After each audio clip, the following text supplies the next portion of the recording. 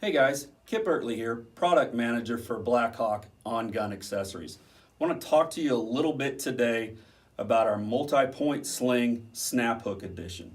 I currently have the sling configured in a single point setup. You'll notice that by the HK end that's hooked to the D-ring behind the first piece of web. You'll notice the location of the rapid slider buckle. I can always find this here because it's right underneath my sternum, right close to the rifle. I can adjust it in and out for tension as needed. This configuration moves very quickly from a single point to a